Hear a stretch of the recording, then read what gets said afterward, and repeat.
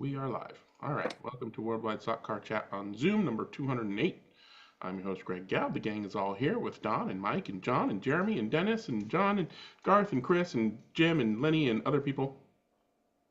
Let us talk slot cars. What does anybody have they'd like to show and tell?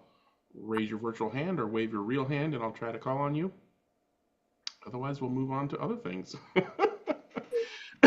I'll start off with my show and tell, which is only kind of a show and tell in that I'm still working on this particular thing.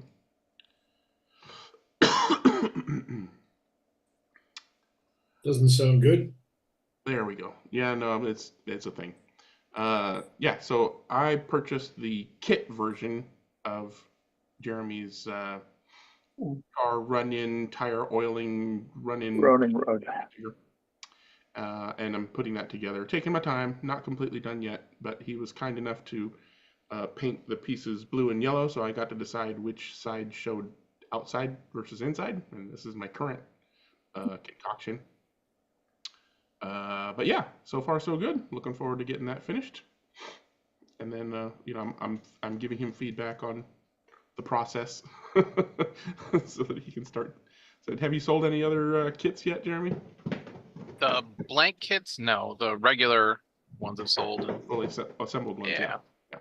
Yeah, and I think since you've purchased that, you've probably become like 10% more handsome, at least in my eyes, in this camera. No, I agree. I absolutely agree. Especially when this is in the picture with me. Yeah, there you go. Oh, 12% now. Wow. Jeremy, can I order 15 of them then? Well, I only have so many, Jim. It can only go so far. Yeah, the diminishing returns after. Yeah. After the first one, it doesn't help anymore. All right, we got some hands now. Go ahead, Mr. Weber. Your face is first on my list. Okay, let me put my supper back. I have been working on lots of resin bodies lately, and just plastic bodies too. And I ran across these tools. It was a set of tools at Hobby Lobby, and they're sort of like these diamond what's that stuff? Anyway, it's like a diamond sparkle or whatever. Yeah, okay. So they work really, really well to do like fine detail, small openings in shaping openings, grills, whatever, brake duct openings, things like that, and scoops, stuff like that, evening out things. And they're of course quite abrasive, about like a nail file, but they have these shapes to them, and they are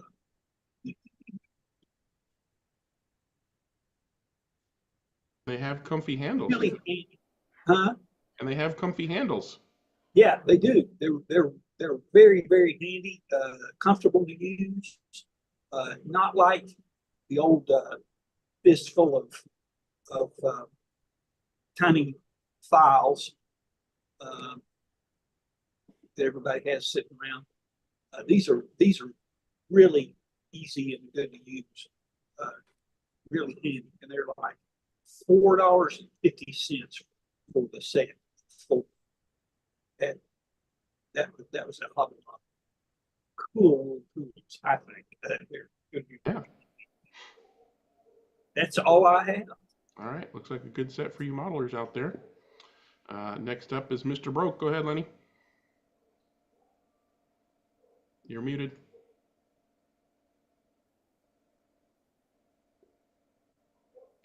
You're still muted. I'm fixing that. Here we go. Hello. Good morning, everybody. G'day. G'day. How you going? Right.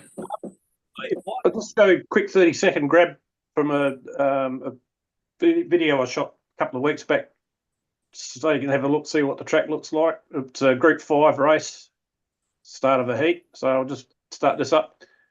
They're all a bit chatty, so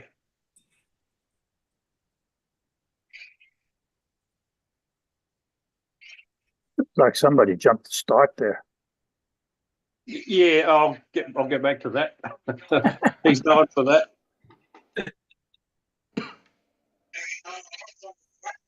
Nice little track. He's usually in last by the time he gets to the second corner. There's quite a number of really long turns in that one, isn't there? Yeah, but it's based on an old commercial track we had here in Adelaide. Anyway, that's it. So I'll just stop the share. Nice. It looks like it's got a urethane or not a latex finish on it. What's No, it's paving paint. It's Paving gloss paint? paving paint. Yeah. nice? The colour is actually when I went over to get the paint, I went over to the paint shop and I said, I want the same colour as the road out there. So they went out and matched the colour to the road outside the shop. So Nice. that's the colour of the tarmac out the front of the shop. But getting back to that jump start, that's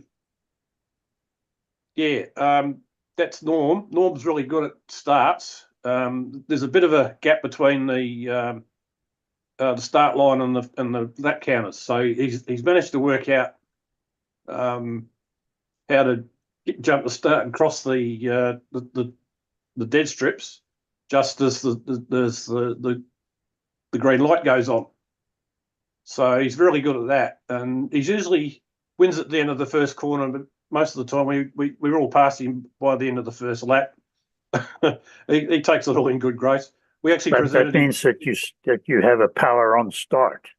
Yes. Okay.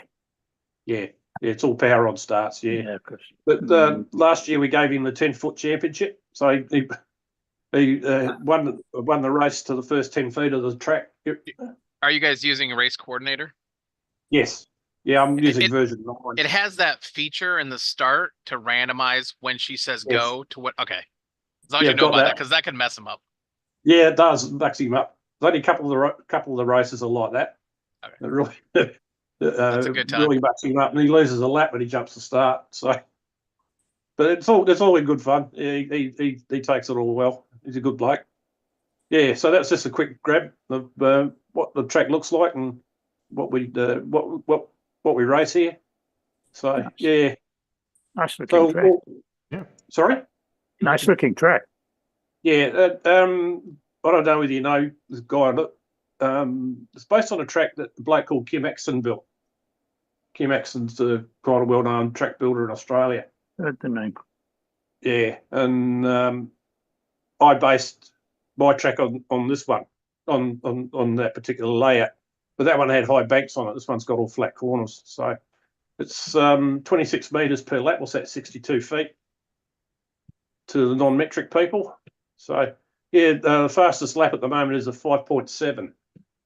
Doug Andrews set that with a NSR Formula 22. It's really well set up. He owns most of the lap records on the track now. So, yeah. So every Tuesday night we run that. We get through 3 races in 2.5 hours. Normally we start at 7 and finish by about 9:30. So we just when the race starts, we just let race coordinator run the program. There's no stoppages in the race. We have 90-second lane changes. So the guys drive the cars back, clean their tyres, put them back on the start line, and away we go again. So we could knock over. Well, there's 9 of us there last night. We were done in under 2.5 hours. So Tuesday night. So yeah. So that's it for me. I'll get out your way. Alrighty, thanks for sharing. Pretty Thanks good. for listening. Go ahead, Dennis. All right. Let me change over. Yeah, here we go. The latest acquisition here, white kit of the new slotted Audi R8 LMS Evo 2, I think they call this one. They came in last week. There's one painted livery already and a white kit. Looks really nice. It's still going together here. I haven't started painting yet, but I think it's going to be quite a nice car. They give you 2 wings in the white kit too. They give you this one that's lying in the pieces at the front here with separate and more scale wing supports, and then they have this other one which is a single molding, which I presume is which is a little tougher and better for racing. Not quite a scale, and also a little heavier, unfortunately. Say again? Oh, sorry. Anyway, Dennis, do we think this is going to be a seriously competitive GT3 category car? I guess it'll depend on the rules, but so far I haven't seen in any set of rules an Audi that's competitive with most of the other cars. I'm not quite sure why, but Yeah. We'll see how it goes. Of course, it's a sidewinder like slotted always have, and so it won't fit into our rules straight away. If I was going to run it at Electric Dreams, I would have to change out the pod and put an angle winder long can in it, and then whether it would be competitive or not, I don't know. You need a different chassis for that too, wouldn't you?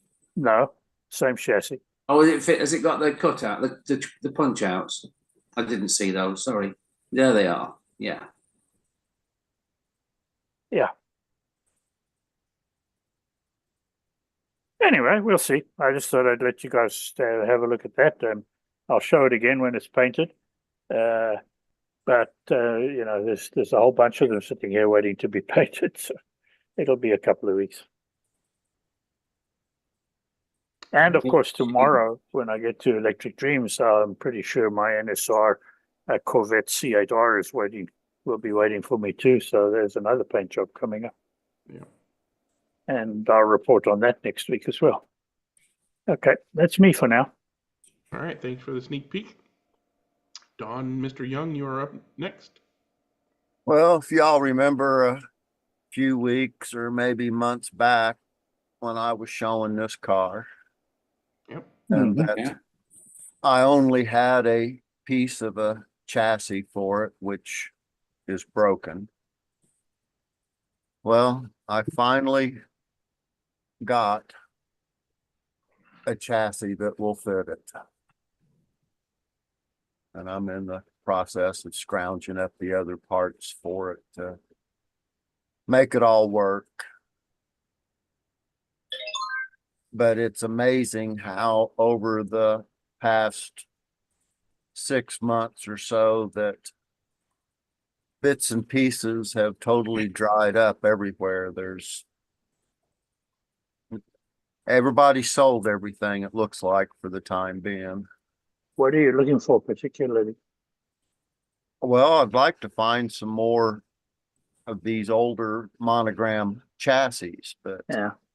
when I do see one, what they want for it, I can buy a brand new car of something else already put together and working. So I haven't wanted to pay what little bit has been out there, the price that they've been asking for it, but this was an exception, and so I jumped on it and got it. Now I can actually complete one of these cars that will run on the track. So just a As little far as I update know, on my project. Yeah. Say again, Dennis? as far as I know, the Ford GT was never issued as a kit with that chassis. However, that is the Monogram Series 1 chassis that was in the two of the Ferraris that they had, the 275 LM and the GTO LM, and the Porsche 904 and the Lola Mark 6. Cooper Ford. And the Cooper Ford, yes. Well, this actually came with the 904. Oh, okay. The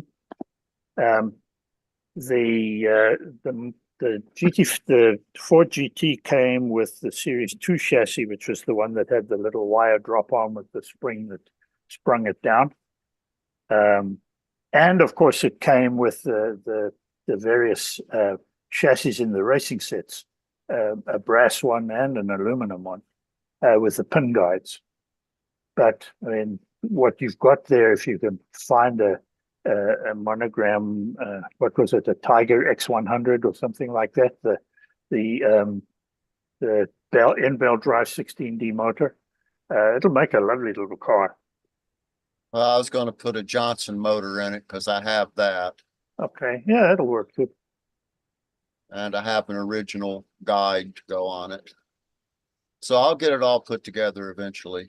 Sounds I'm good. mostly Yeah. trying to find the right wheels for it, which I don't seem to have right now, but what's on there is what I put on there. They didn't have any wheels or axles on it at all when I got it. But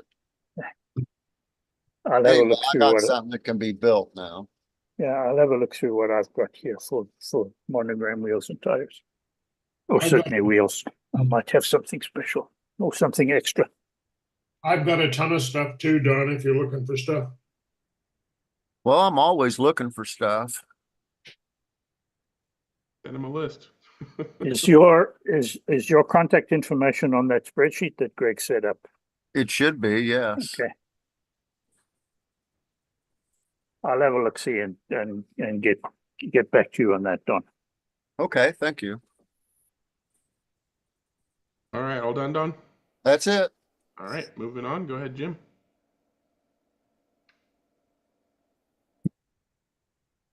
Oh, nice. Jim's muted. You're muted, Jim. Hi, everybody. Hey. I'm muted now. We're getting ready for our Revo slot race in about a month, and we're running the Group 2 and the GT2. And I got this car to go along with the Opel. The Opel seems to be really good on the commercial track, long, big straightaways and big turns. But I'm going to try this too. I think it'll work really good on that track as well as maybe better on the home tracks. Unfortunately, or fortunately, I guess, we are running these relatively stock, so you have to run the stock gears. Mine came with the wrong gear. And so 24 tooth Revo slot spur gears are near to impossible to find. So I was able to buy some a couple weeks ago, so I've got an extra. I can replace that on this car. But it's kind of a pain. I love the Revo slot cars, but some of their quality control, like only having 3 body screws. Not a big deal. You can easily put another body screw in it, but it shouldn't come like this. So I like these cars. They're great. I love this class because I love the small sedans. But we're having some issues getting parts or things like this. So probably only ever going to use 2 body screws anyway. Well, we require 4. Oh, you do? Okay.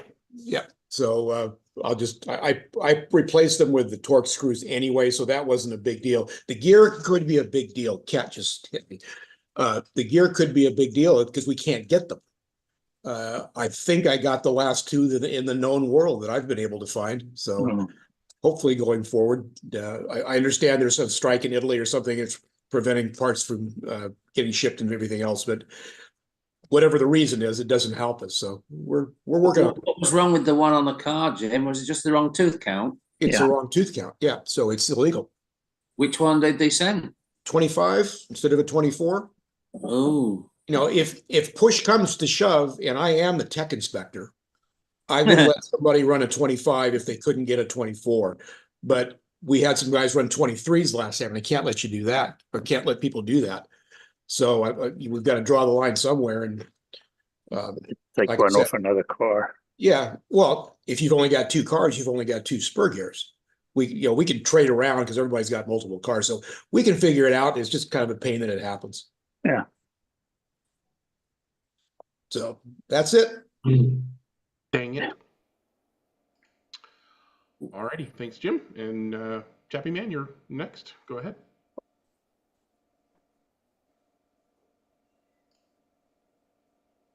Well, let's be unmuted, shall we? Start. All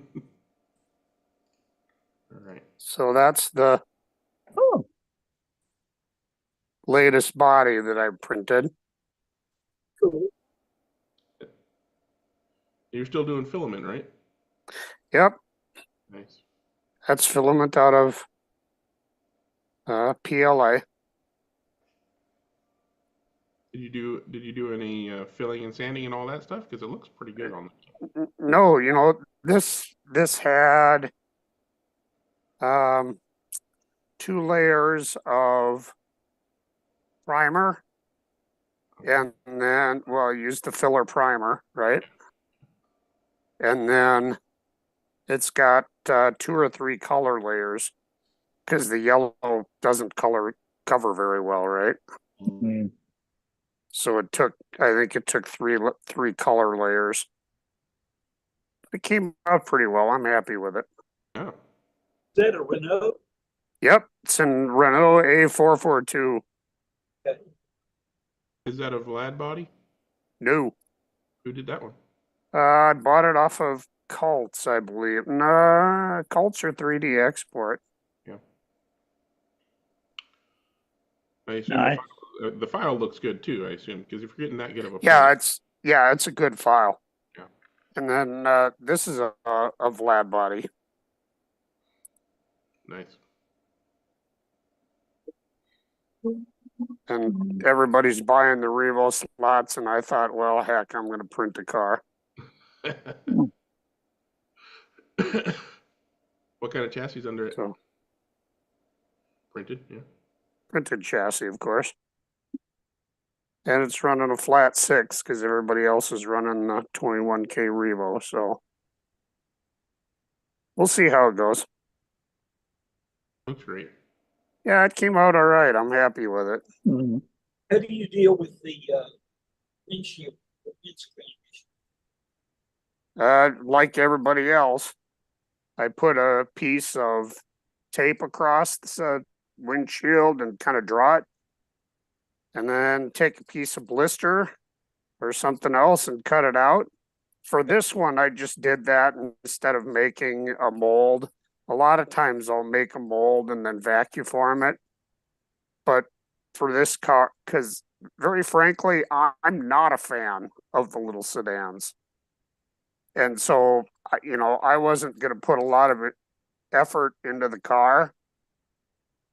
So, you know, That qualifies as a lot of effort for me. it came out okay. I'm happy with it. Yeah. That's me. Yeah, nice. Nice job. Was that an actual livery, that 26 in yellow? Yeah, it actually is. It's not a well-known car, Uh-huh. but it is an actual livery, and Nice. in fact, the decals were licensed from BRE, Oh, so they're Cool. officially approved. very cool. All right. Thank you for sharing, sir. Definitely like to see more 3D printed stuff, especially when they look that good. All right, Dewan, you ready? I suppose so. Better be. Go ahead. Okay, I think last week I kind of started off showing the wheels that Garth had sent me a while back, as well as the little wheel accessory that he finally got second source. And this is just going through the process of what I've been trying to do. And I guess I've forgotten to put one picture up here. I was going to show you a picture of my official one-to-one real car that I have outside in my little driveway. But anyway, Skelectric finally came out with the Z28 a couple years ago, and it's a 1978 Z28 Camaro, and that's exactly what I bought. The very first car that I bought. So, and it came pretty much like this, but it was all black. And I did some modifications to mine car over the several years that I had it, and I converted it from a 78 with this hood scoop like this to the 1980 and 81 versions, which had a different type of cowl on the hood.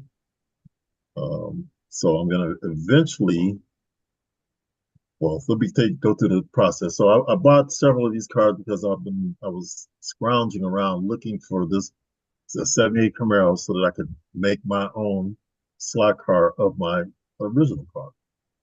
And so this is how it came again, and mine was all black and had some other modifications, things like that too, as I mentioned. And I commissioned, or I bartered with Dennis to take this car and make to paint it up and make it all black like my car. And so that's kind of what left it. And Garth chimed in to give me the centerline wheels, which matches my 1-to-1. And I wanted a journey to get everything updated to that. So this is me taking the car apart. Those are the centerline wheels as they came, with just the white plastic. And these are the gearing that I made changes to because you lose the Skeletric because of those push in wheels and things like that. So I switched it over to all these slotted parts. And that's the painted up home version. And along with the that collar or whatever you want to call the wheel accessory. This is going on the car. We're complete with the new bushings and axle and wheels and etc. It's like you got the wheels right, Duan. Yeah. So yeah, Duan, the real question is how's it run on those wheels? 'Cause, well, seriously, I've had really good luck with those. I'm doing some tuning. I took the magnet out as you saw, so and that made it much more controllable. But I do need to trim down the body and or a little bit around the chassis, get rid of some of the flashing and things like that to try to, because it's just still binding. So I think I'll get better. And I'm also going to try to change out the body screws too, and see if I can get some a little more. But it's a challenging drive right now. So I will hope to tune it up a little bit. I've used a few of those aluminum inserts on printed wheels, and I find that they work really well. Well, I haven't put a lot of lap time on it, but it wasn't. These are Paul Gauge tires that I put on the rear. Those are urethane Paul Gauge. I took out the Skeletric ones. And I haven't trued them up yet, so I'll do that as well. I have a lot more tuning to do. That's kind of where I'm at with this so far. So that's the update, and I have a few more little cosmetic things that I'll be changing. And then I also purchased the oh boy, I can't remember which. They came out with 3 additional models, or 2 additional models of the Z28. One was and one of them turns out to be a 1980 version with the cow intake that matches the 1980 version versus the 78. And I'm gonna take that and convert it over, make it black. But anyway, so that's all I have for now. My show and tell, and then I have a few more little scenery things that I'm working on as well, and I'll give you an update when that comes in.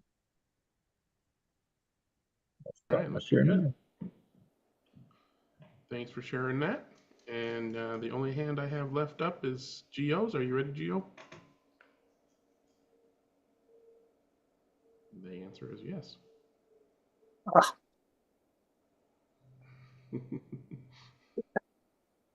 Okay, so you guys can see the screen? Yeah. Yeah. Okay, so I think some of you already have seen some of these pictures.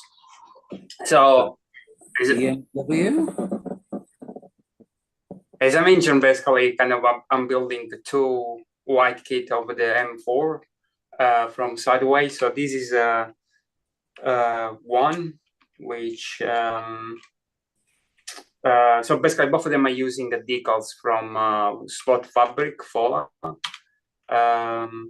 Decals are okay. I mean, they're not done for this specific model, or sorry, this specific body dimensions. As some others mentioned, I mean, these are usually done. It does it for 124 cars, and then these are scaled down. But more or less, they fit pretty well. So there is a bit of fiddling to do, especially, for instance, in these big blue decal here that has to wrap around the body. So these are multiple pieces that then I cut and I put together, bit of a puzzle. Overall, yeah, pleased with how it came out. So for this car, I also, because it's a big car, kind of liking forward formed the front and rear screens or windows actually, and then masked, then painted the whatever it's called, the black stuff around them. Yeah, I think overall come out okay. I mean, the next thing is going to be lights.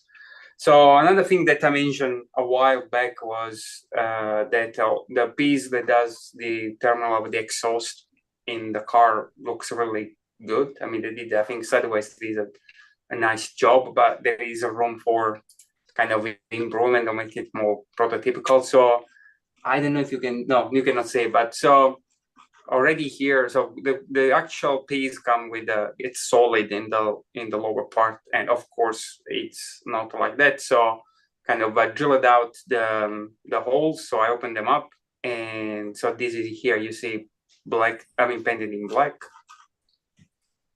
And then I started to look at some videos on how to make the exhaust burn. And so what I did, I used a combination of several clear colors. I don't remember the sequence that I did. I think I started with the yellow, then orange, then red, blue, and then red, or something along those lines. So I just kind of playing around with it, and they come okay. I mean, I think the inner part, I mean, the inside part, I mean, could be improved. At the moment, it's a bit of a mess. And yeah, so the inner part I painted in silver before apply the clear, because otherwise in black you will not have seen much. I think once Gio, once it's on the car, I think it'll look great. Nope. And then I will explain why. But I mean, yeah, I mean, so depending which part. How did you do that pattern? Hey? How did you do that pattern? No, exactly. I mean, this pattern was already there. Right. So this was already the piece coming from Sideways. So that's why I said that it looks pretty nice. You mean these kind of chevron patterns, right? Yes, yes. Yeah, that's so it's already in the piece is already like that, pre-painted, which is nice. I mean, so I mean, here's some close up. Now, here you can see, because I say no, John, because the actual piece goes in these bits here, right? And there is also a grill in front of it. At least, I mean, in some cars there is, in some other cars is not there.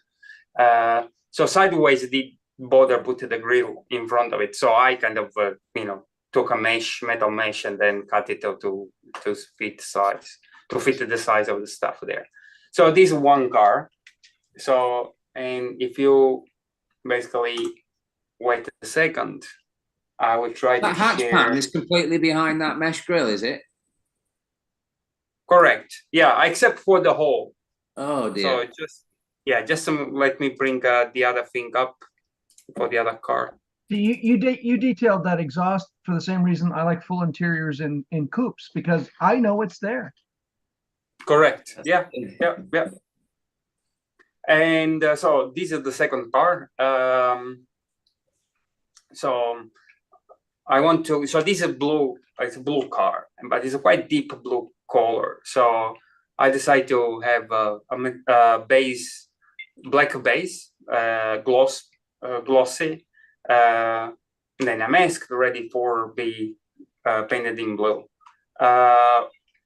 But unfortunately, so the blue that I used was Tamiya Racing Blue. But after 2 coats, it was still too dark. So then I decided to spray it over. I don't have a picture for this, I decided to spray it over with a metallic blue, which is a TS19, and then the color went completely off. So I was pretty much quite pissed off. So I was gonna putting in a nice bath of isopropyl alcohol. And before I did that, I thought, oh, wait a second, I have some clear blue. Let's see what happens. And actually, I managed to recover. I mean, the color came out pretty okay. I mean, say kind of similar to the actual car. I don't know if you picture the actual car here. How far away from Subaru blue is that? Say again? That doesn't, to me, on my screen, that doesn't look a million miles from Subaru's blue. Well, it's a lovely blue, Gio. It's lovely. Yeah, it's closer to the actual car actually, and so the only problem was that it has basically one layer of black, one layer of clear coat, 2 layers of racing blue, 1 or 2 layers of metallic blue, and then a couple of layers of this clear blue, and then another layer of clear coat, and then still with the no decals, right? So I mean, I put 1 gram of bloody paint on this stuff. Anyway, I mean, it is what it is. Actually, I recover it. And then, yeah, it was just a matter of kind of putting the decals again, same decals, the same manufacturer. Although the quality of the decals seems a bit different, I don't know. I mean, maybe the paper was different. And again, it's not a perfect match. You have to fiddle around with it a bit. But most of them are kind of fit in okay. So there is some cutting that you have to do, especially for these decals. So these white ones will come as one single piece, and I prefer to cut them and then more or less where I think that they are gonna fit.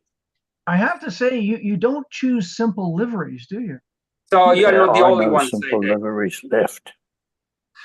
But that's also the other thing. If you check the M4, there are no simple liveries. They are all pretty combo. I mean, but it's also part of the fun. I mean, looks good. Looks really good. I wonder how long it's going to be before we get a livery on a vinyl wrap and we just wrap the body shell and cut the windows. Never for me.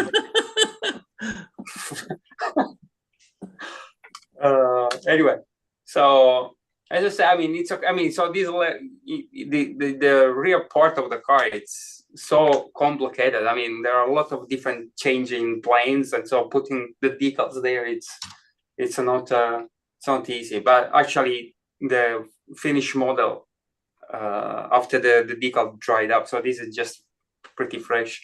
That it's much better than I tell you what I love is what I love is you're creating a model racing car. That's the car.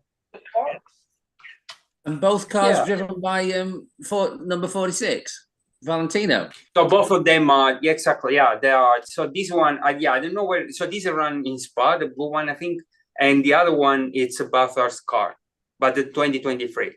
So which is close to home, right? So and then John, basically coming back to you. So if I had not put the grille, you can see that the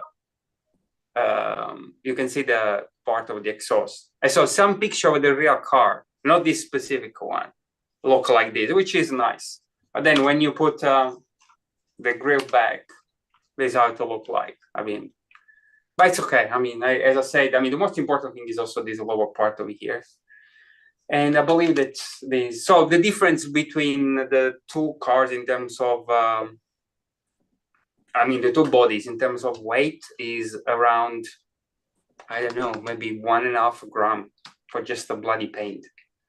But that's my mistake. I mean, yeah, anyway, so I think at the moment this is where I am with these two cars. I need to put, and by the way, after decals, I did another spray of clear coat. So, and the final difference in grams is with the clear coat. But actually, with the clear coat that I put on this one especially, I think, I don't know, it was a good day. But man, the reflection or the depth of the color, it's even better. So I don't have any picture of the car with the clear coat. I'll put later on. But yeah, I'm pretty kind of happy. And if you kind of wait a second. Let me bring up. Anyone else think that Gio enjoys the smell of the paint booth a little bit too much? Shut up, Wayne. Do you have a heady feeling? Sniffing paint too long. They're gonna look great on the track.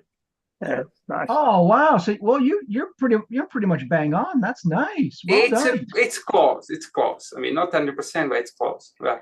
No, I retract my Subaru Blue statement. It's clearly deeper than that. Yeah. And so is your body shell. Those exhaust manifolds look like titanium that's been through several heat cycles or something. Yeah.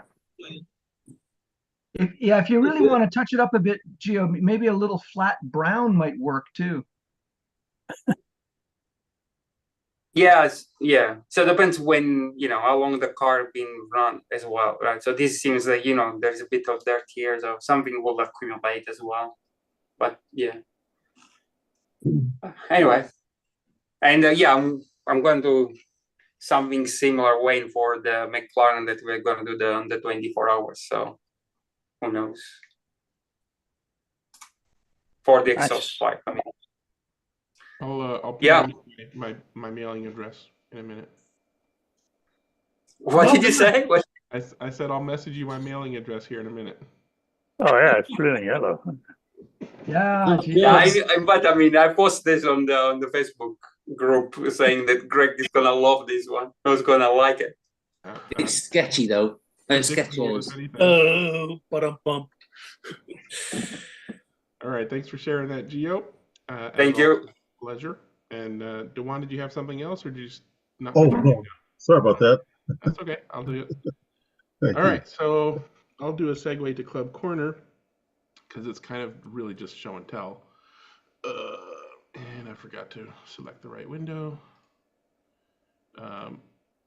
Those who subscribe to my channel have already seen this, but last Saturday we went to Chris's track that I've been showing you guys progress on to give it a good shakedown.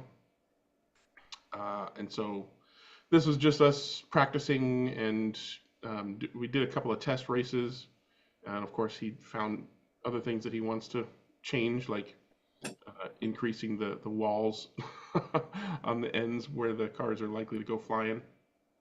But figured I'd let you guys see this. This is a wide angle, so it kind of distorts the size of everything. It looked like it had a really good flow to it, Greg. It does, and I expected it to and hoped it would, and it feels as good as it looks on paper. The one thing that I was concerned about is the donut, because he has it coming in on I think it's like a 3-4, and then it's a 2-3, and then it's 3-4, 3-4, 3-4, and then it's another 2-3, and then it changes radius, but not in a parabolic way. So it opens up in the middle and then tightens again before the end. But it drives great. It didn't drive any differently than a constant radius or a parabolic did. Well, there are a lot of tracks that have decreasing radius turns like that. So yeah, but do they increase and decrease from start to finish more than once? As you go through the turn, the radius will decrease in most cases. Yes. Yeah, that's parabolic. That's parabolic. So this is the opposite of that. Oh, so it starts off tight and then opens up. Correct. It tightens, widens. It tightens, widens, and then tightens again. Right at the. That sounds like fun to drive, though. I was worried about it, but it drives a lot better than I thought it would. And then he's got another sharp turn at the beginning of the straight, and then the first turn at the end of the straight is got about a 10% 10-degree bank on it. So a flat bank, but banked, and it lets you go pretty deep. And we're running NSR F22s on this, and I think Chris's best lap before the end of the night was, I feel like it was a 5.4 or something, and he was flying. And there's this kink over here in the back. You can't, it's not all just it's not all full speed, and especially with that 90-degree R1, right? That happens a lot. a lot. But we knew that ahead of time too. He's like, okay, you know, people are just gonna have to freaking slow down for that. Yeah. So the first actual race is this coming Monday. So that should be a blast. And You know what? A 90-degree R1 can be a much trickier corner than a 180 can on the same radius. It's strange, isn't it? Yep. And let's see what we get here. I guess at this point it's unidirectional, but you know, if you ran it in the opposite direction, you'd almost have like a brand new track. Oh, it would be completely different. And he's talking about putting in directional switches because he was asking, you know, electronically, you know, in the wiring, where should the switch go? And I was like, you know, after the stop and go boxes, basically, the last thing before the rails is the switches or a fuse. But this corner also has R1s in it, but it enters in on an R2 and then an R1, and then R2. So you barely feel this one at all. It doesn't feel like an R1 because you're already coming into this tight turn and doing a 180.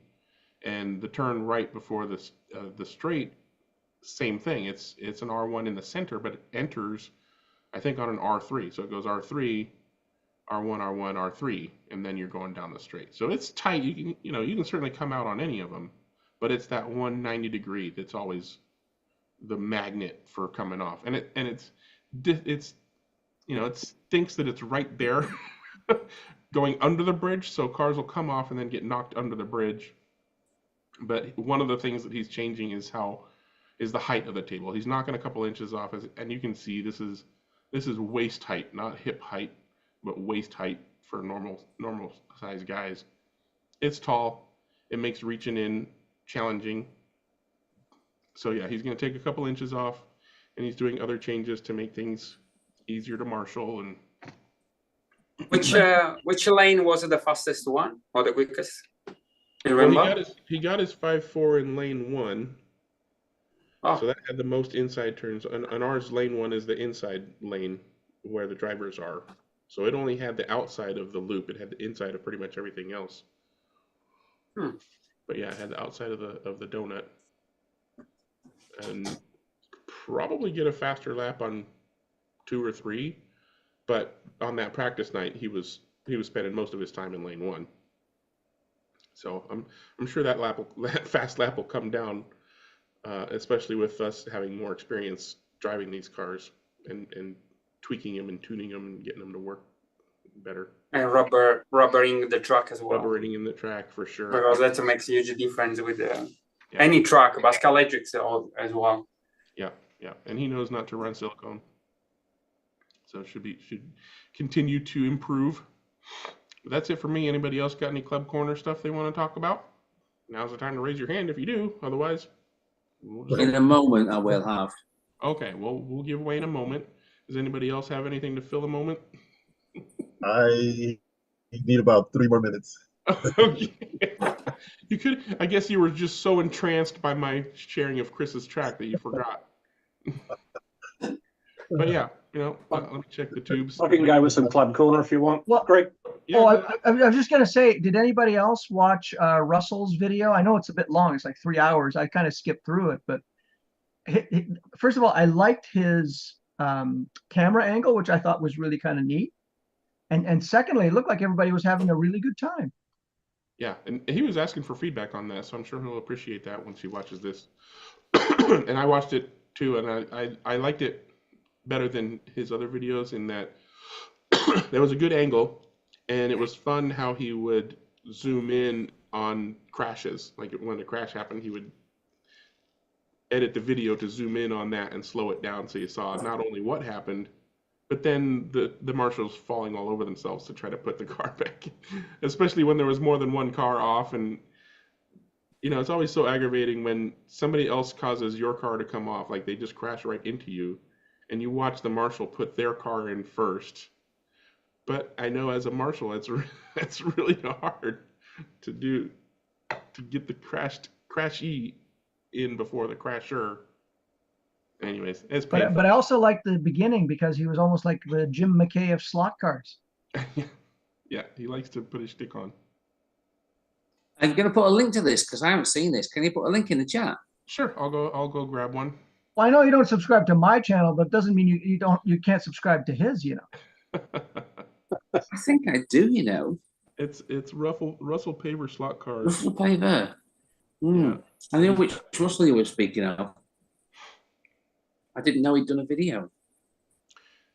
He's got 2 channels. Make sure you're subscribed to the one that's Russ Paver slot car, not just Russ Paver. Got too many channels here. Subscribe to both. It doesn't cost you anything. Subscribe to both, but he doesn't put any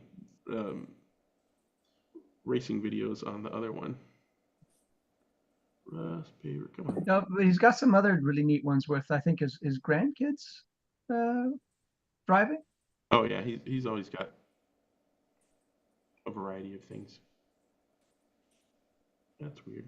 Okay, guys, I have to move on. See you next week. All right, see you, See you, Gio. Gio. Good luck with good luck in court. There, you know, good, way you're dressed. You look like Don't a lawyer. worry, I'm going after you. Well, you can't get blood out of a stone, son.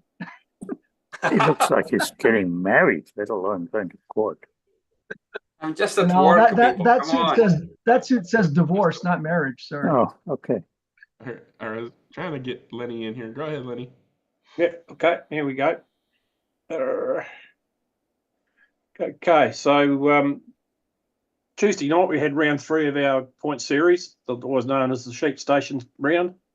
And we ran Group C, Group 5, and modern GT cars. So I didn't get the promotional shot in this time, so there's no sheep on the track or anything. So first up we ran Group C, and as usual Jeff came out with his yellow Nissan and blitzed the field. The thing is just really quick. I don't know why. It's not illegal. I've already scrutineered it. It all fits the rules. Just got it really well set up. And yeah, he won it from young Andrew in second place, and then Steve Lambert, one of our regulars, he finished a fine third. It's good to see getting a few results. But then you look down to the next 2 after that, the 3 of us all finished on the same lap, in less than 0.3 of a lap apart. So that was a pretty competitive race. And then down to 6th, Ian was just under a lap behind, or just over a lap behind.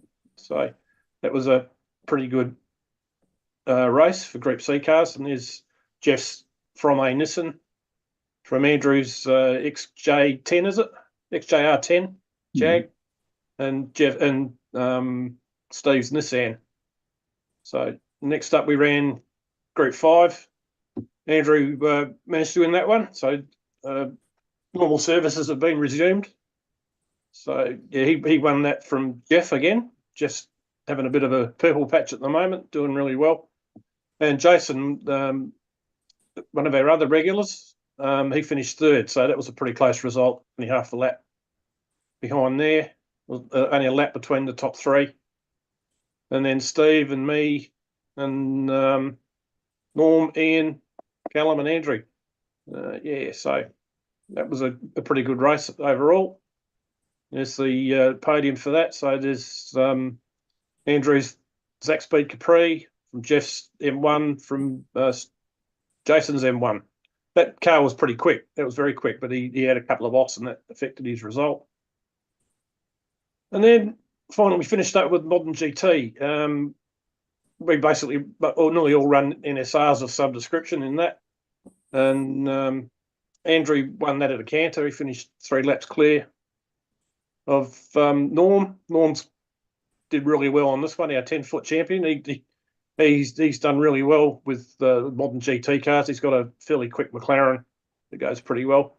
Then Jeff again on the podium for 3rd, and me 4th. So after a bit of a struggle, there's a few of us having trouble with the drivability of our cars. They're just, mine's a bit of a handful. Jason's is a bit of a handful, and Steve was having some real problems as well. He actually withdrew from one heat because he was having that much trouble with the car, and he was just a bit disgusted with himself, so he thought he'd have a bit of time out. And so there's the podium for that. So Andrew's Mercedes, from Norm's McLaren, and then Jeff's got this decently quick Porsche 993, I think they are, one of the real early ones. He would have done he probably would have finished second, but he's got a bit of a thing with red lane on my track. I think he'd like to bog red lane up. If he got half a chance, we wouldn't use it. So, yeah. So he's got a bit of a phobia about red lane, mainly in the tight section over by the driver's panel. And then there's the point scores. Andrew's got back in the lead of the championship at the moment from Jason, Ian, myself, Steve, Jeff, Norm, Callum, Andrew, and Max. Max was a visitor a couple of weeks back, a couple of rounds back, or last round back.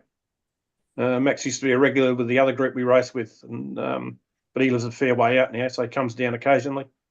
But yeah, young Andrew, and he's set fastest lap for the final race as well, 6-1, I think it was. So it's getting close to the outright lap record as well. So yeah, good night overall. Like I said, we ran 3 races. We're all done by 9:30. So after starting at 7 with practice, so with racing, I mean. So yeah, it's good night. That's a wrong one. That shouldn't be there. Okay, that's it for me. So I'll stop sharing and let you get back to it. Nice. Lenny, what were the quick times in your LNP classes? Sorry, I didn't quite get that. What were your quick times in the LNP class? Oh, the modern GTs. I'll just go back to the result sheet for that one. Where is it? Modern GT. Oh, got to start sharing again. Just hang on a minute. I was thinking of the Nissans and the. Yeah. Okay. The fastest time for the modern GTs was Andrew with a 6:1.67 over 62 feet of the track, and the next best was let me have a look. After that was Norm with a 6:3. So, Jeff with a 6:3. So the GTs are pretty quick. They're not much slower than the LMPs around our track. The LMPs and the modern GP, the NSR GP cars are the quickest around there. So like I said, Andrew recently did a 5.7 with a Formula 22, and the short lap time on the track's 5.5. So I'm going to have to think about adjusting the minimum lap time. So, thank you. So yeah, so overall, good night. We always have a good laugh. It's always a bit of banter going on. Some of the stuff they talk about, like some of the boys like watching reality programs, so they're talking about Married at First Sight and all sorts of things, and then it gets onto the footy. So the Australian rules football's pretty much a divided camp with our group. So there's one mob like the Adelaide Crows, the other one likes the Port Adelaide Power. So, and there's a few others that like Victorian teams, but yeah, so it's probably a bit like NFL. Yeah. But yeah, and there's usually someone with a sick joke, so it's always good fun. Always have a good night. But it looks like it's a bunch of, as I say, a bunch of geriatric bloody delinquents playing with toy cars. Yeah, around the world. All right, Yeah, we resemble that from Mark. Yeah. Yeah. All right. Thanks, Sharon. And thanks, guys. Are you ready? Well, Lenny reminded me we had a race last week and I forgot about it. Didn't even think about it, but oh, now it's not letting me share screen. How can you forget about it? You probably won. Well, yeah, but You yeah. won the whole damn thing. Right. You win so many, you forget. Yeah. Oh, I won the lottery again. I wonder what that's like. It locked up on me. Let me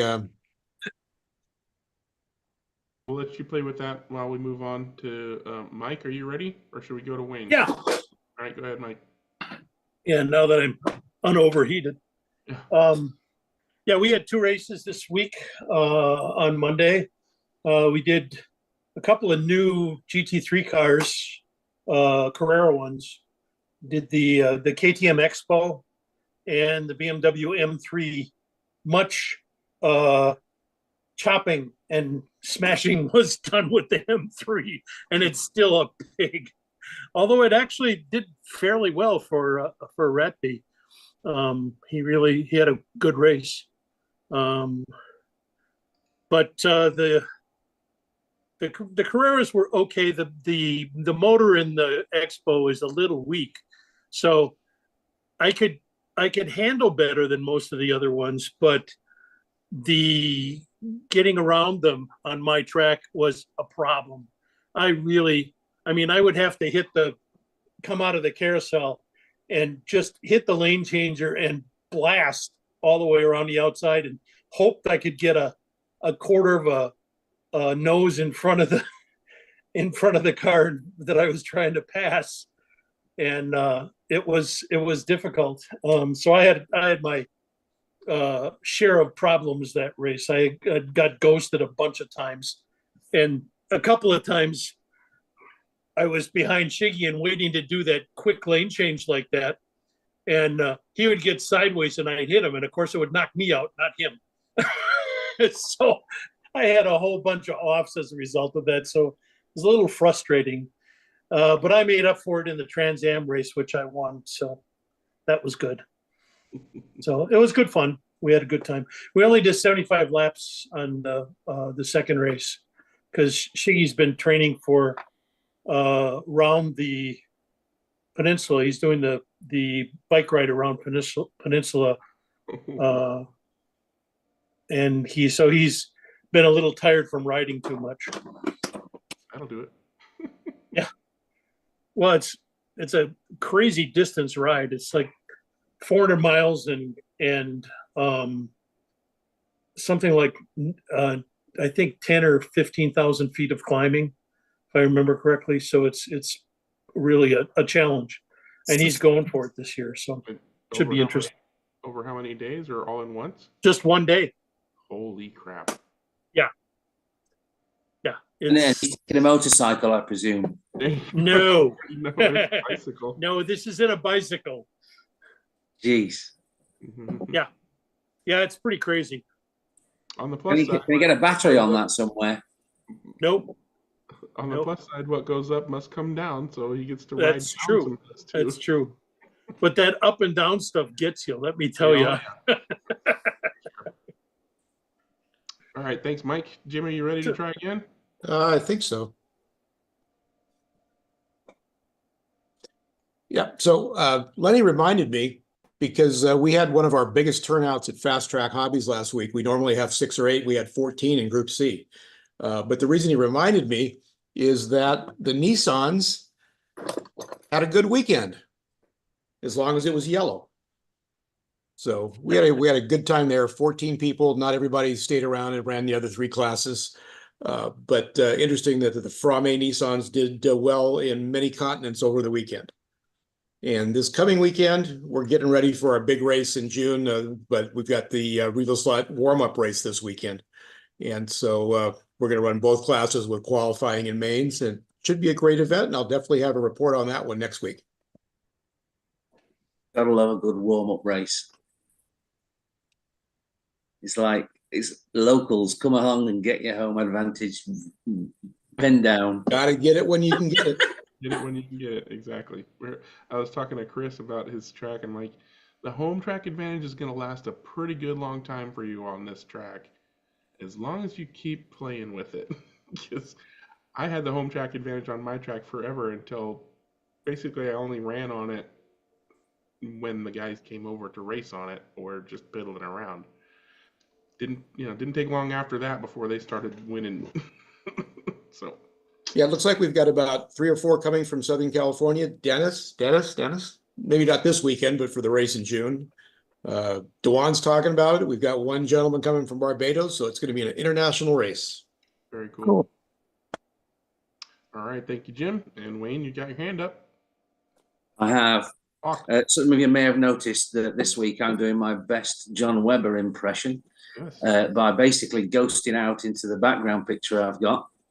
And that's the reason that I wanted to speak of the upcoming race. Now, what you're looking at up there is a white kit body shell with paper decals. And this is the 10th iteration of the decal set that have been generated by Mr. Tamar Nelman in Netherlands, a professional illustrator.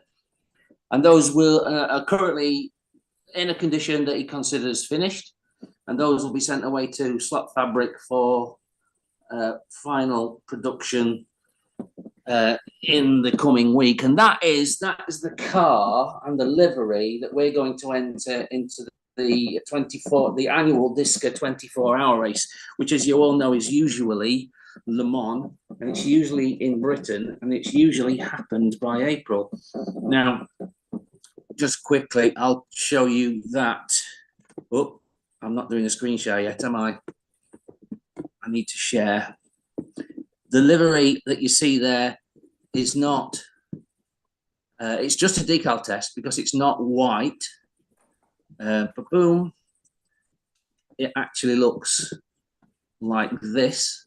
The car's actually base color orange, and all that, what should we call it? Checkered pattern or tartan pattern that you see on the car is all done with the decals.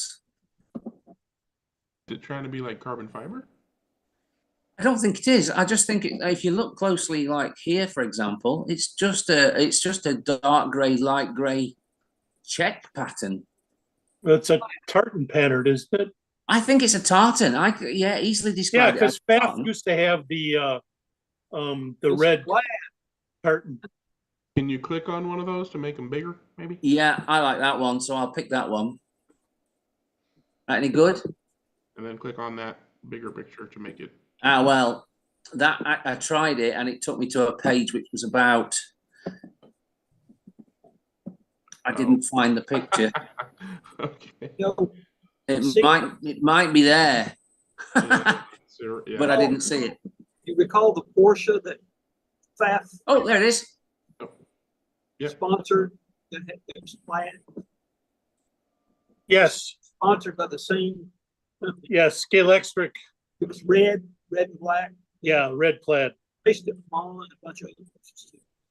Wayne, right click on that picture right there. Yep. And open in new tab. Is there? Yep. Yeah, there you go. And now open one of the other 700 tabs you've got open. Yeah. There you go. And accept or reject. There you go. yeah, I guess I was hoping it would go zoom in. Oh, you got to plug. There you go. How close do you want to go? No, I just wanted to see that pattern.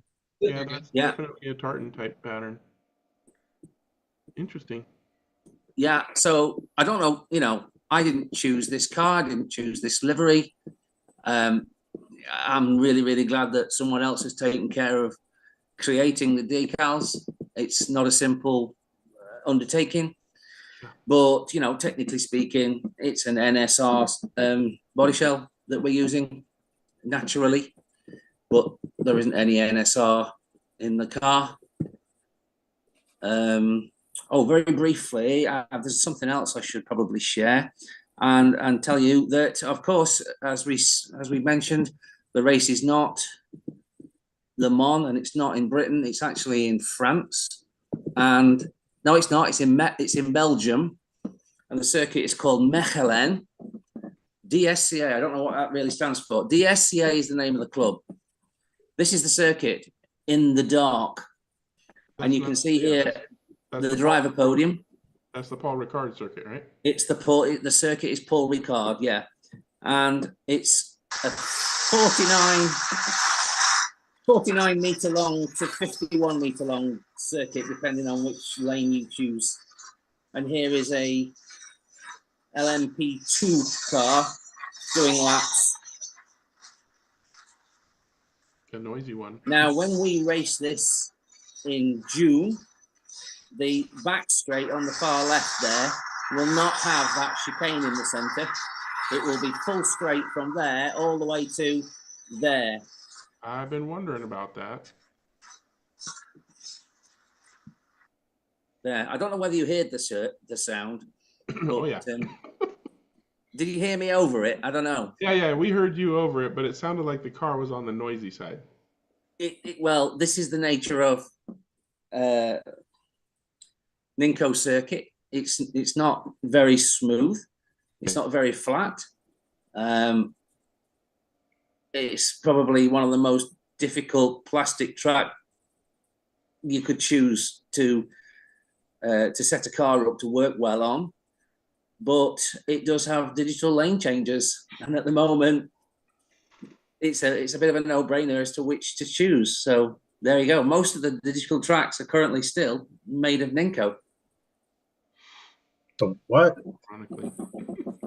And that, unless there's any questions, that is the club corner that I wanted to talk about. Oh, the countdown has begun for us because it's almost precisely 2 months. It's just a little bit less than 2 months until we're there. And at the moment, my desk is awash with mechanical parts, and I do have a white body kit to do, and it will be the very first time I ever attempt one. Why didn't they have the Le Mans in England this year?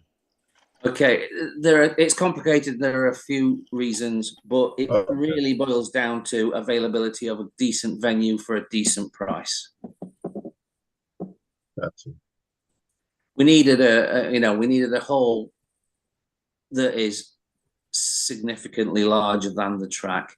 Do you guys usually run on Ninco?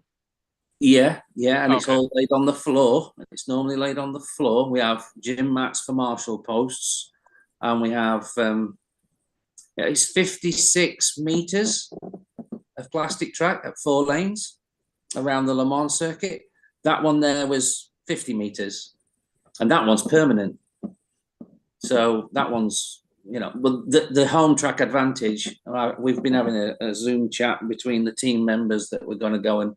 By the way, that is the same team that we took to Suzuka. That's myself, Gio, Yona, and then we've got Tamar himself and Ezra, who is both regulars at Suzuka in Eindhoven. Yeah. And that's the makeup of our drive. That's the driver lineup for our team. I think we're called Team International. Naturally. So yeah, that's what we're going to go and do. It's in June, and tonight we've been discussing travel arrangements, accommodation arrangements, technical things for the car. We've spent a good just over 2 hours with the 5 of us batting back and forth on what our plans are going to be and how we're going to execute the race.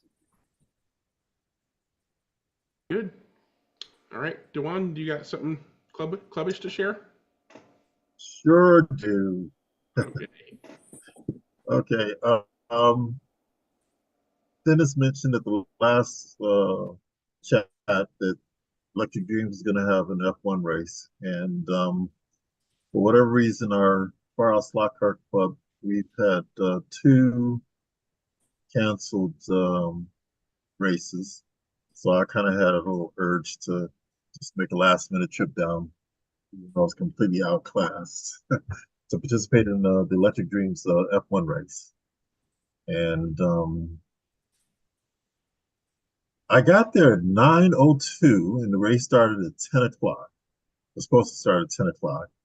And at 9:02, I finally get to my round of hitting the practice round. And I got literally 4 laps in before they called practice over. I didn't get to, I was trying to adjust my controller and everything. I just can't, and they weren't even supposed to open it till 9, and I get there at 9:02, and I get 2 laps or 4 laps in, and didn't get to go through the whole circuit at all. Bottom line is, I was not prepared. Didn't get my controller set up, I guess. But let me show you. I have a question. I'm going to talk about and then I'll get to the results and everything. But I'm going to try to show this. I think I can do it. It's my screen showing. Yep. Oh shoot! I should have done. Well, I don't need the sound. You'll see it. This is me doing the qualifying round, and I'm assuming it's going to be in. I haven't tested this out to see what the speed's going to be like, but it should be in real-time speed. I'm making the second turn, or I guess it would be considered the third turn, and the car just came out of the slot so easily at such a slow speed. I just couldn't understand it, and they did it like 2 times in a row. My first 2 laps of qualifying were like this. I'm gonna see if you guys can see this. Ah, yeah, understeer. That's what it does. Okay. help me out because I could not understand how I could be doing so going to that turn that slowly, and it just came out so quickly and so effortlessly. So obviously I was gun shy after doing that 2 laps in a row. Let me get it off. I don't need that now. Stop that share. Love your shirt again. Lovely shirt. You want to see it again? Is it Repsol? So what would you diagnose that as being? It looked to me like it might have been Repsol colours. Your shirt. Let's focus on the car, Wayne. Focus on the car. I could barely see it. I just know it went off dead straight like that, or like at least 80% around the turn. It just went off. That usually happens when if it's right after you start.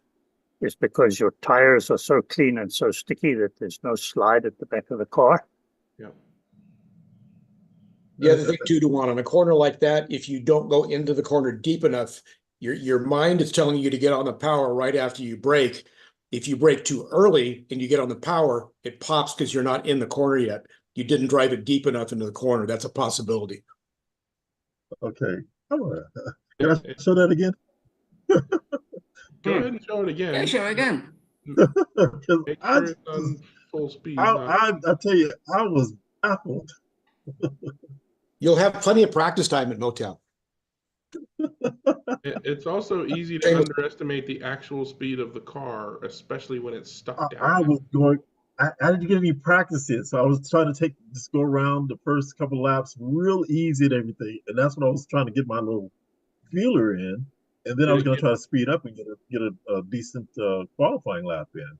But you got 10 laps for qualifying, right? No. You get 1 minute, doesn't It's a it? minute, right? 1 minute. 30 seconds. But you got a few 30 laps. seconds to No, 1 minute. 1 minute. Yeah. But 1 minute. 1 So minute. you got a few laps in for qualifying at least. Did the car keep I got 2 coming laps in in. I got 4 laps in for practice. I got 4 laps in for but practice. then you did qualify. No, this is the qualifying. This was my first lap of qualifying. Yes. What I'm saying is that was the beginning of your qualify. Your car came out in that turn for the first 2 laps. How did it perform after the first couple laps? Oh, I got better, and I didn't qualify last. I qualified third to last, but nonetheless, I was completely gun shy after doing the first 2 laps like that, though. You got better, and your tires got dirtier. Yeah.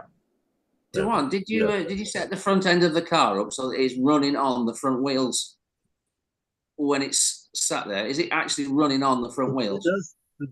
The front wheels barely touch. I have it so that it just barely touches when it's in this, is that what your question is? Yeah. Kind of. So it just barely rolls. Okay, I can show you again one more time, and then we get to the results of the race, which is phenomenal. But there's no way to give you a definitive answer on that, Dewan. Yeah, I don't think there is. Okay, no need to see it again? I mean, the short answer is too much speed for the kind of grip you had, and it bicycled out. It lifted up because the outside wheels dug in because they didn't slide. So the outside wheels dug in, inside wheels came up, the guide came up, and you went straight. That's figuring out exactly why that happened is a whole other question. Yeah, you see, if the guide's got any lateral wobble and you get a ramp instead of a vertical guide, you might actually have just slid up the guide. Yeah. Let's see here. Only you know how you built the car. Look at that, so easy. 30% around the turn. Yeah, more than 30. Anyway, it looked faster to me. I was going intentionally slow, just like I said, I didn't get the practice. I get you. Like you said, you didn't have your controller set up right. Dewan, that goes back to what I said. Sometimes when you go intentionally slow, you come out because you're not hitting the corner properly. Yeah. You're not carrying your speed through, but you are in most of those turns because a lot of the rest of the track's got momentum into the corners, hasn't it? That's one that really hasn't that much. Okay, now I get to the show and tell part of the race. Okay, so this is after the first heat.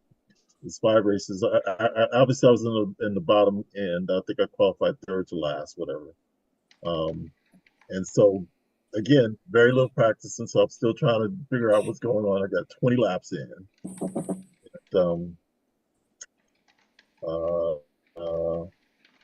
so that's in the blue lane. And then in the white lane, I get another 20 laps in, which is very, very low. And then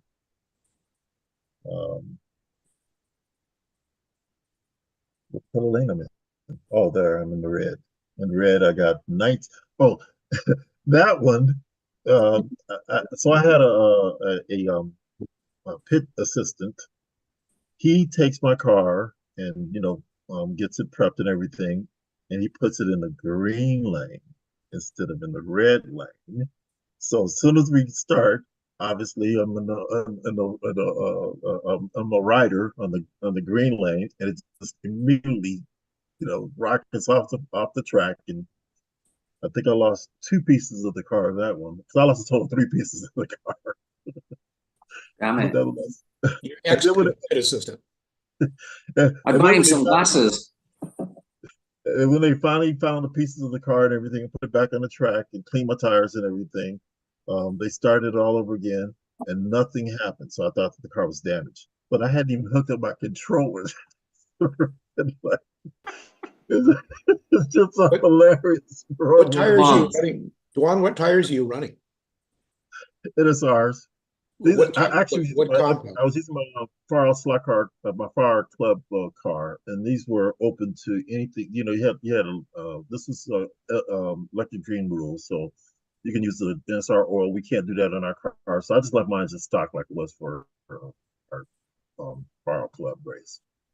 I didn't want to change it over. But anyway, so that was my third. Then I go to green lane, and I get a little bit better. I got 23 laps in, 22.6 laps in. I'm still dead last. And then to the yellow. Yep, yellow lane, and I get the 23 laps again. And finally get to black lane, and I ended up not finishing in last. 127.35 to 127.25. Wow. So claim to fame is not finishing last.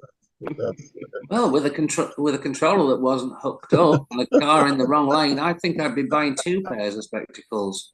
Yeah, so I got my fix of getting out and racing. And a new pitman. Yeah.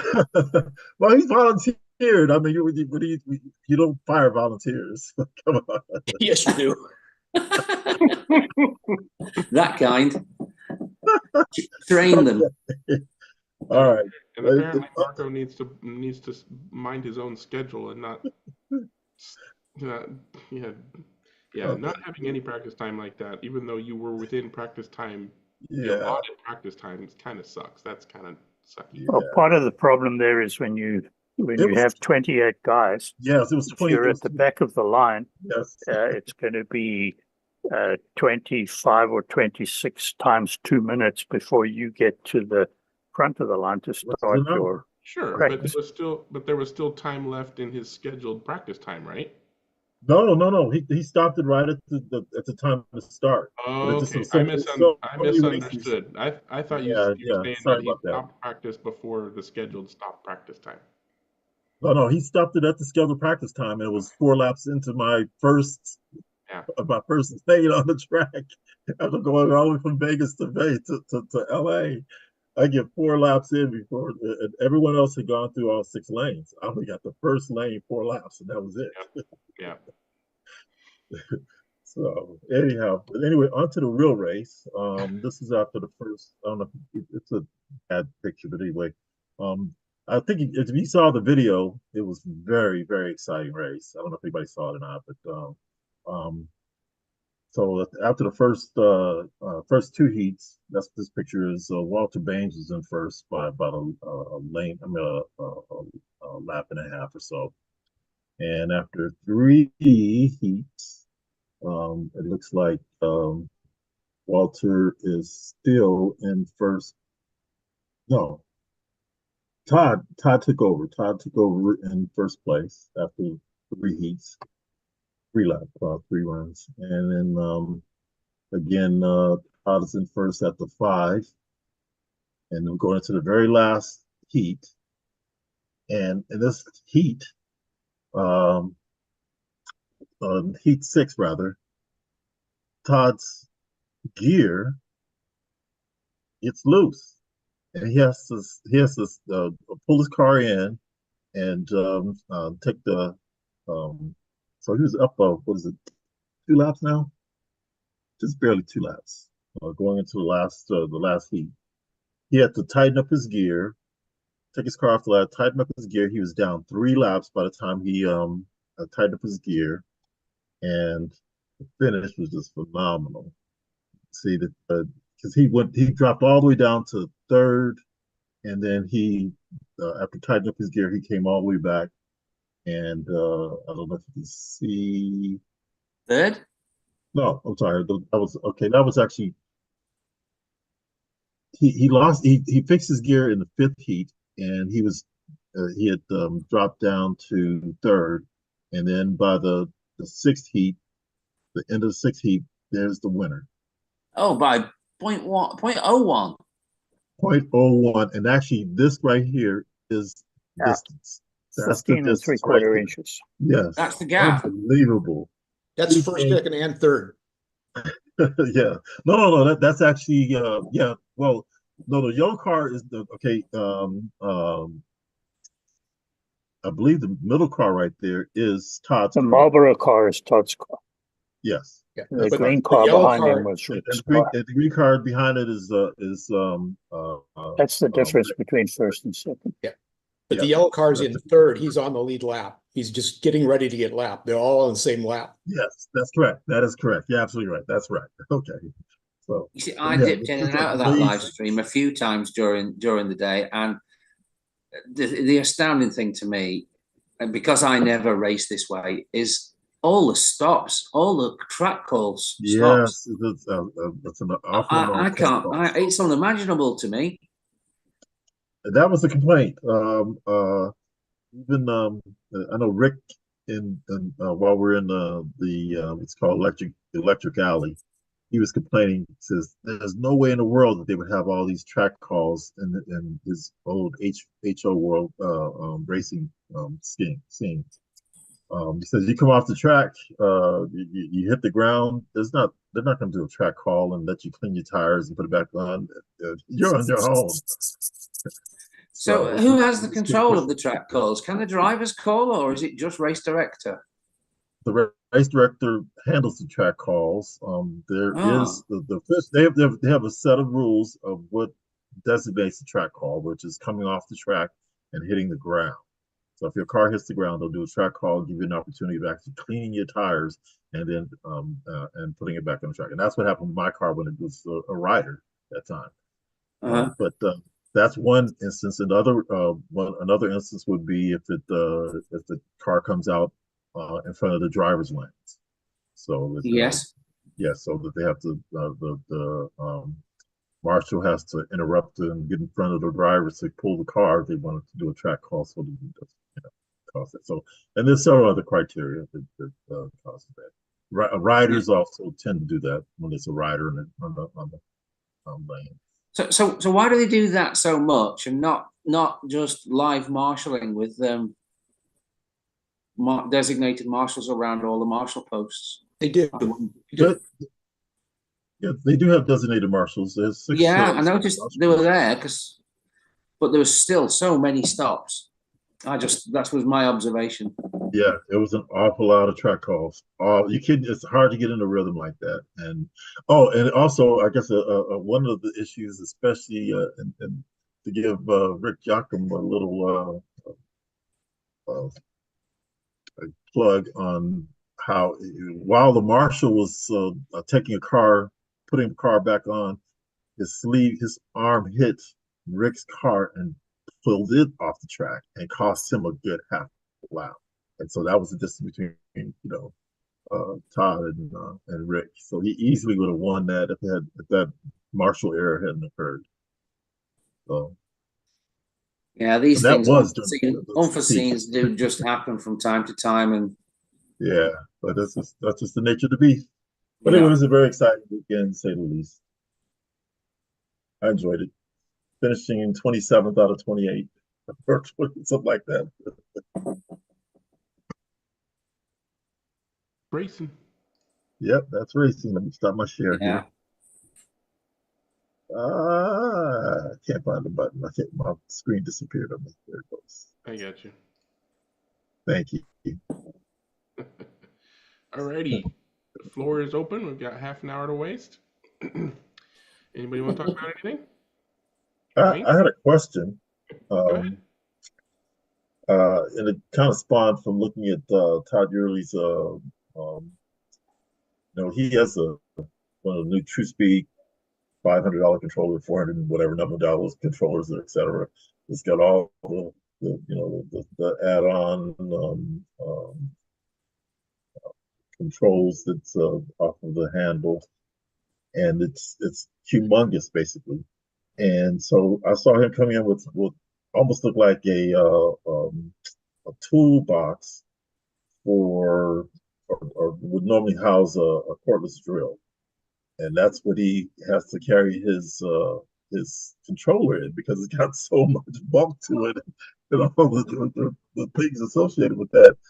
And I kind of have, I have a DeFalco as well as a couple of SCP-3s that have all but and so I have and it doesn't fit in my box for my cars. So I was looking for something to kind of conveniently carry mine, and I found something like that. But I was just wondering what everyone else was using. Like I said, Todd was using a cordless drill box. Well, that's not what it was, but it's about the size of a cordless drill box. Well, Walmart makes a really nice, or they don't make it, but they carry a really nice Case Logic brand of case. It's probably for CDs or something. It just fits a controller really, really well. I can send it to you if you want to. Sure, I'll take a look at that. Absolutely. And Courtney has one. I see Courtney with one there that looks like he took his pistol out of it first and put his... Harbor Freight pistol case. Yeah. So that's your controller. That's your controller box, huh? This is my control. Well, this is the most expensive stuff I've got. So, so you want it rock hard? Yeah. It's it's waterproof. It's got a pressure valve. I think this one is Harbor Freight. It's not too bad. It's like $40. Yeah, but then you don't have a handcuff that goes around and keeps around your wrist. Yeah, it's handcuffed to me. It's bioprint to open. So of course this is the Cobus on top, because mostly 24th racing. If they get any bigger, they're going to need little wheels. I roll it through the airport, and then of course my TrueSpeed on the bottom. Okay. So what I would recommend, Dwan, is to have somebody else bring your stuff to the track, and you just show up and drive like the pro you are.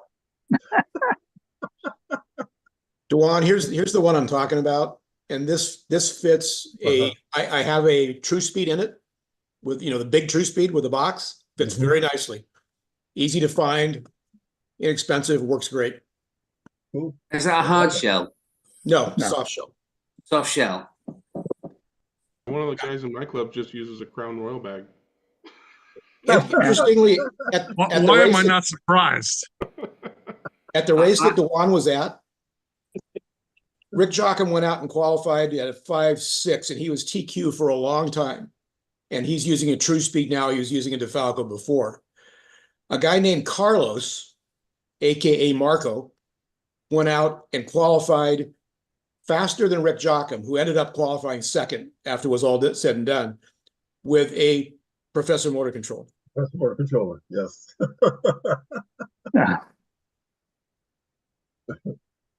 Leave it. It's like buying a pair of Air Jordans. You're not going to be better at basketball if you're not fundamentally good to begin with. Exactly.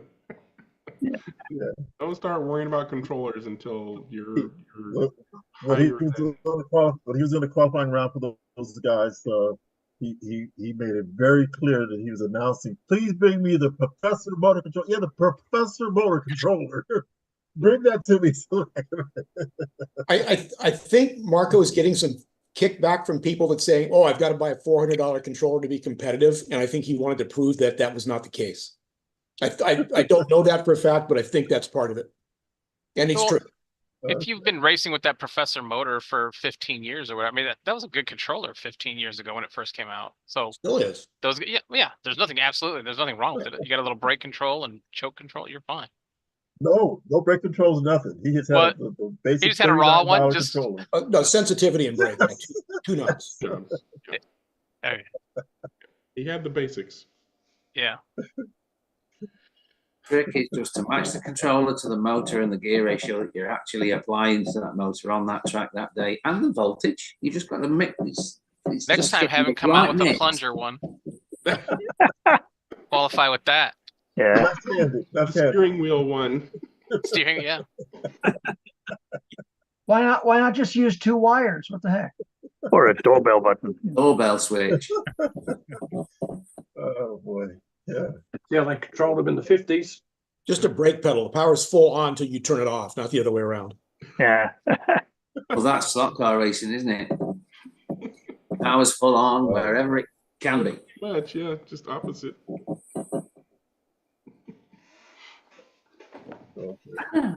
That was one of my granddaughter's techniques when she used to come down from visit from Queensland. There's power on everywhere, which usually resulted in the car flying over the fence at the end of the main straight. Flat out. I just wonder whether you guys with the big controller boxes, I mean, how many journeys to the car do you have to make to get your kit in the building? Only one, but because you have a little what you might call a dolly or a yeah, what do you, a sack barrow. You know. yeah, like a little barrow. Yeah. If I can't carry it in my hands, it doesn't go to the track. Why don't you just put it in your pit box? Like get a section for it to all fit in your pit box. Well, when you've got 2 controllers, sometimes there's not enough space for that. Yeah. And then your pit box gets really heavy. Yeah. And then you got to put that on wheels or on a dolly. Yeah. I'm a man who likes I like a poly butler, and I'm sure you all know what a poly butler is. It's that plastic thing with the drawers. Yeah. Are you familiar with it? Out of production now, rarer than rocking horse poop. Rarer than what? Rarer than rocking horse poop. That's what I thought he said. Yep. I thought he was talking about British cuisine or something. I don't know what he's talking about. Sounds right. That is British cuisine. I'm the Trust me, founder in that's the room exactly what it today, is. aren't I? So, yeah. I think that's preferable to a black pudding there, Wayne. Yeah, one of the guys has, Russ has a lot of controllers. He's got that fancy DeFalco with the gold specially shaped knobs, and he's got the Siage Racing, and he's got Professor Motors and stuff. And the other night, this past Monday race, I don't even know what controller, some Parma handle looking thing that was all crazed and cracked and yellowed and old, had to be, at least 20, 30 years old. I'm like, why are you racing with that thing? He's like, well, I just wanted to. Okay, but he was running into all kinds of problems, like had to clean the wiper board, and things weren't running right. And I used to do it every now and then when I had a bunch of guys over to race here. Get out some of the old Monogram or Cox cars and then hook up 3 Cox thumb controllers and say, right, get at it. You can't use anything else, and you're not allowed to press the button with your finger. You got to use your thumb. That was fun. I'm planning on doing a challenge like that as well. So I have a series of Proxy controllers. I have the old Revell, the ones that John Kim was talking about, the little. Oh, I mean, those of us who started in the '60s started with thumb controllers, with a band around the outside so that you could open up your hand, because you would have either a clip or a band that went across the top of your fingers, because you'd be driving, but you want to open your hand up to let everything cool. inside there. So you know, still carry on driving while the controller was kind of hooked over the top of your fingers. Because those resistors used to get pretty hot in there. Yeah, it seems smoked up a We've lot. done HO IROC races with the steering wheel controllers. Oh, wow. Yeah. The ones with have the little push buttons on them for the brake. Yeah, well, some of them did, some of them didn't. I've got one old controller in my collection of vintage ones that has a separate micro switch for the brake that you would drive with either. It's one of those weird things that's reversible. You can drive with either a thumb or a finger, but then in the wiring is an extra micro switch that you would hold in your other hand, and then when you wanted the brakes, you press that. And so the advantage, of course, I guess, on a big track would be that you could be at full bore, press the button to get your brakes, and then let it go and be at full bore again. But what kind of coordination is necessary? Well, Wayne would probably be good at it. Well, you see, we drive with two hands when we're digital racing anyway. Yeah. But the SCP3 does have a brake button. It's full brake. Yeah. It's full brake, and I have never yet gone to a circuit where I've used it. But that Paul Ricard circuit with that long back straight and that tight turn at the end has planted the seed of the idea that this may be the occasion to go down that straight and just pick your braking point and slam that button. Yeah. And you can go whenever you like. And maybe doing that once per lap, you would get the consistency that you desire. Yeah. And you would get full brake, where the rest of the lap you may not want that. The coast brake would be much lower. I had a radio control transmitter for my 1/8 scale cars. It was like that. It had a little extra button underneath the steering wheel that you could catch with your thumb that would apply full brake. Mm. And the one digital race that I ran had separate brakes. You did not have coast brake. You had a push brake on the controller. Mm-hmm. Well, there's one on the scale electric controller, ARC controller as well. There's a brake button there. Not that you use it all that often. It's not got adjustable brakes, but you still don't use that button. Well, this one you had no brakes unless you pushed the brake button. So if you needed brakes at all, you had to push the button. Is that the Carrera? No, it wasn't a Carrera. It was it was a Scale Electrics, but it was not Scale Electric controllers. It was aftermarket controllers. Mm. And I don't remember the name, but or the brand. But you had no brakes on the throttle. It was just throttle, and if you needed brakes at all, you had to push the button. Yeah, that's been an option since pretty much the original Scalextric Digital, which is what I started back in the hobby with. And even with that, I never used it. I mean, I played with it, but I never incorporated it into my driving, because it wasn't very long before I started racing with the Analog Club, and that's, you just let go of the trigger for your brakes. So that's how I brake, right? One of the cool things about the SCP as an analog controller is the triangle buttons have a different effect. Oh, God damn it. Where'd my mouse go? Oh, this person is going to disappear. Well, that's it. That's what I was going to message you about. That's why we can't have nice things. There goes your YouTube rating. I didn't even see it.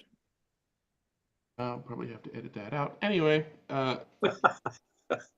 with analog functionality, one of the triangle triggers is what's called a latched 100% braking. So if you set your brakes to anything less than 100% and you're driving around, just doing your normal releasing the trigger to brake, if you then press, all right. He's back. Yeah, Bruno's gone. Let me find him in the damn list here. Now you can see it, Dennis. You're going to have to lock everybody out. Yeah, no. I wonder how that's done. Yeah. It's such a difficult thing to do. Yeah, I made the mistake of sharing the join link. Anyways, when you press that button. How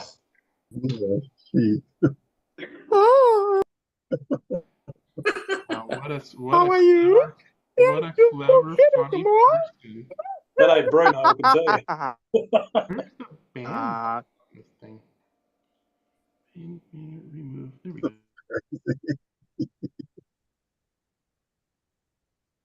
End the live stream if you want. I mean, we're almost at time. I think I probably will here. I remember when I was 10 years old. Bruno. That's crazy. Let's see if that worked. Now we're all sitting waiting. He'll just start a new account. Anyway, so when you press that button, you can then release it, right? So you're heading down your long straight, just press and release the button, and the next time you let go of the trigger is when it'll do 100% brakes. So you don't have to retrain your brain to press the button at the right time to hit the brakes rather than let go of your finger. You can still let go of your trigger like you normally do, except that time it'll be 100% brakes. I didn't know about that. I've never used an SCP as an analog control. I was going to say, it only works for analog functions.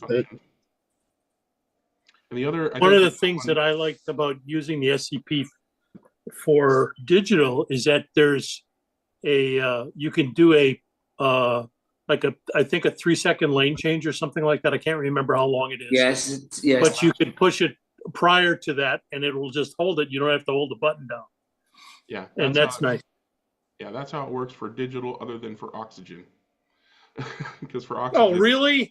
Yeah. Yeah, no, oxygen. I've never experienced a latched lane change. Yeah, for oxygen, both the triangle buttons are lane changing. If you press one, it goes in. If you press the other one, it goes out. Or if you press both, it changes no matter what. That was the whole point of the two different lane change buttons.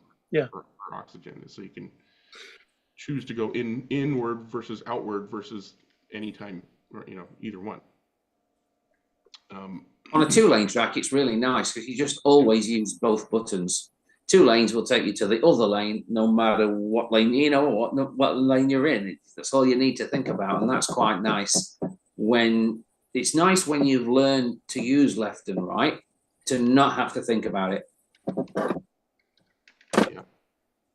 But it's a baptism of fire when you go to a 4-lane track. And not only have you got to learn the track, you've got to learn where all the lane changes are. And most of the time, most drivers will pick 3 or 4 around the lap and religiously use those. They'll know where those 4 are and they'll use those. And that's generally enough. You can be good like that. But if you're going to be exceptional, then you're going to know where they all are. And you're going to have the knowledge of just how much speed you can use through them all. And that's the challenge. That's one of the local type advantages that we sometimes come up against. Yeah. On the brake switch, etc., with the Defalco, they got that full brake switch on it. Can you replace that with a little button instead?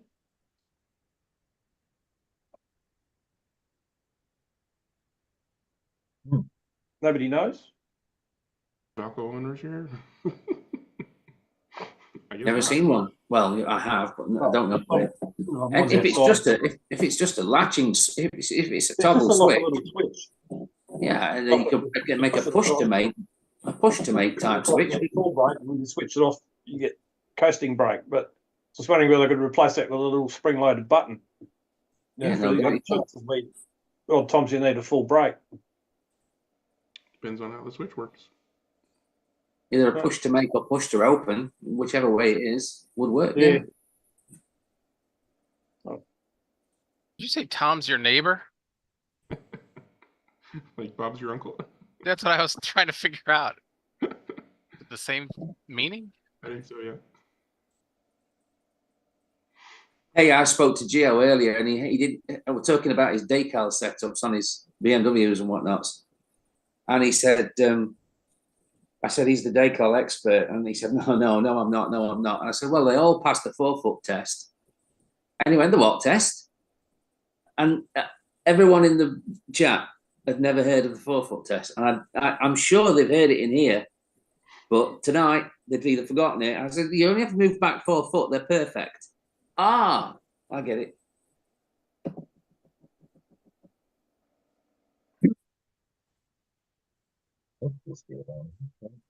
I'd take the attitude and all that sort of stuff. Like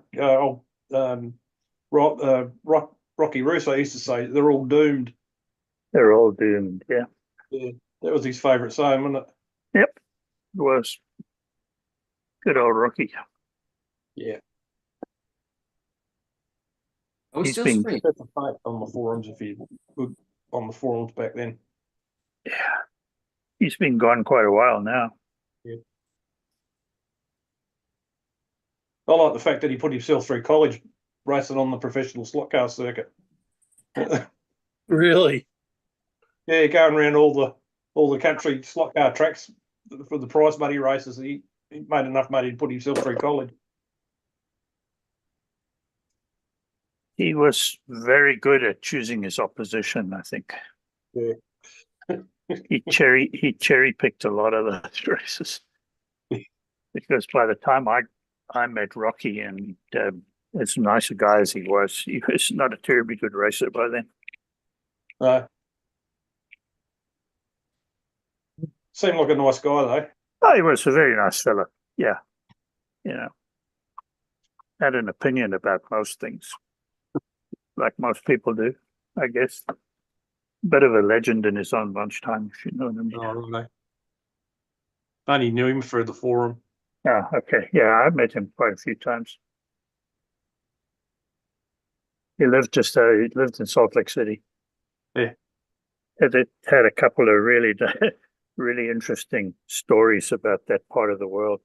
Because he was an Italian and Catholic living in the center of Mormonism, and had quite a few interesting stories about them.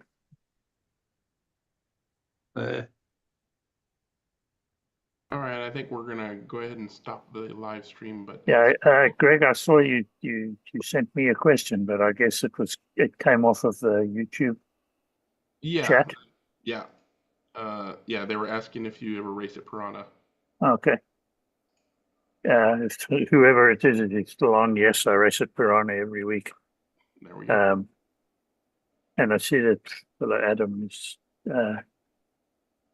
first time up. Yeah, I'm not gonna put him on the spot here at the end of the chat, but we'll let him feel himself after I hit the stop on the live stream. We'll keep chatting as usual. So everybody, wave bye bye till next week. All right.